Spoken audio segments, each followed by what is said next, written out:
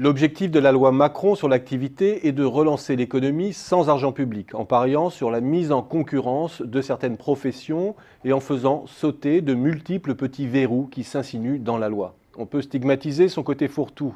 Procès habituel et facile quand on ne veut pas ou ne peut pas, c'est mon cas, absorber 164 articles au langage juridique abscon. Mais misons sur le fait que cette loi anti-grain de sable mette utilement la règle au diapason du long cahier de doléances des acteurs de terrain. À l'exemple de l'article 54 sur les business angels qui facilite leur organisation en société d'investissement. Des centaines d'amendements qui mettent de l'huile dans le système. Il faut s'en féliciter, tout en sachant que leurs effets seront diffus pour au moins 3 raisons.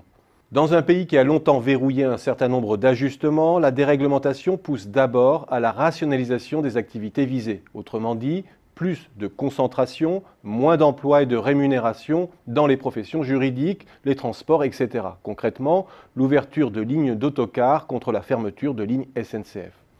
Ensuite, la baisse de certains tarifs pour les usagers, du coût des services pour les entreprises, l'éclosion de solutions plus efficaces et plus innovantes demande du temps. Enfin, ce type de réforme bénéficie surtout aux pays qui les adoptent en premier. Quand les pays convergent, le gain est moins évident.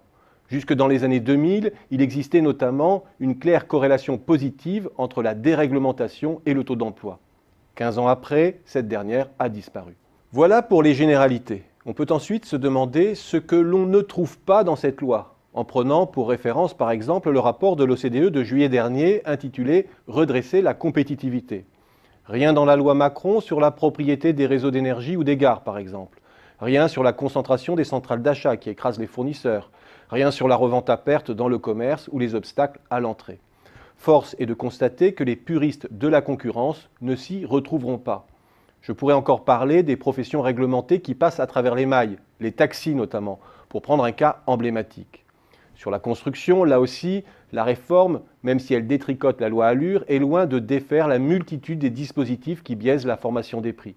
Sans conteste, le Big Bang libéral n'est pas au rendez-vous. Il y a enfin les mesures politiquement les plus menacées. L'ouverture des magasins le soir et le dimanche notamment. Certes, le Crédoc a déjà averti que ce type de mesure n'augmenterait pas le volume des affaires dans le commerce. En revanche, cette réforme est extrêmement efficace pour augmenter le contenu en emploi du secteur. Elle oblige à recruter de petits emplois périphériques sur les plages de temps atypiques, au risque de perdre des parts de marché. Pour tous ceux qui considèrent que la cosmétique des petits jobs reste le meilleur remède contre le chômage, c'est une formidable pompe à petits jobs que le Parlement risque de bloquer. C'est d'ailleurs sur ce type de mesures que les pays anglo-saxons ont créé le gros de l'écart en termes d'emploi, beaucoup plus que par la législation sur l'ouverture des surfaces. Dans le même ordre d'idées, la loi ne s'attaque pas aux limitations à l'embauche des petits temps partiels courts.